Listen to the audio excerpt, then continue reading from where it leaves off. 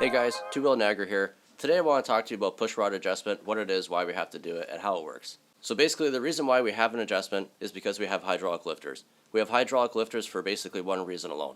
As the molecules in our engine heat up, they expand. As they cool down, they contract. So as this happens, as your engine warms up, it gets bigger, it changes shape. As it cools down, it gets smaller.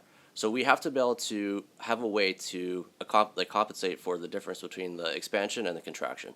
So basically, as you can see that your push rods connect the top half of the engine to the bottom half of the engine. So you can understand as this expands, the top half becomes further away from the bottom half. So that increases the length of the push rod. So we got to have some mechanism of keeping that consistent because that has to work, has to function, whether it's hot, whether it's cold, and all sorts of conditions. So basically the way that the hydraulic lifter works is it has a cylinder and a plunger.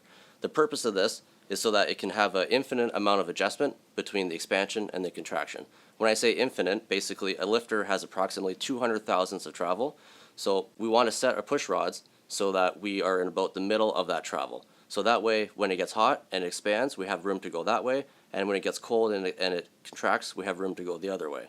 So that being said, I mentioned that a hydraulic lifter has 200 thousandths of travel. That's considered a full travel lifter.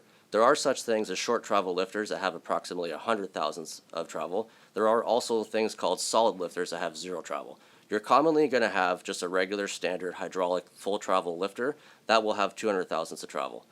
So if we have 200 thousandths of travel, our goal is to set that adjustment so we're taking up approximately 100 thou of travel. So I'll give you an example here on the push rod and how that works. Keep in mind that each brand of push rod potentially has a different amount of threads per inch, which therefore would change the amount of travel that you are adjusting with every full revolution of pushrod travel.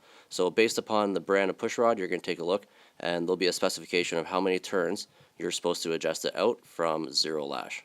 But basically what we're going to do is adjust the pushrod halfway down the bore of the lifter so it's got adequate room on each side. Let's just remember, guys, we're always going to make this adjustment with the valve lifter on the base circle of the camshaft, just like you can see on the far left diagram here. The easiest way to confirm that you're on the base circle is to check to make sure the piston's at top dead center.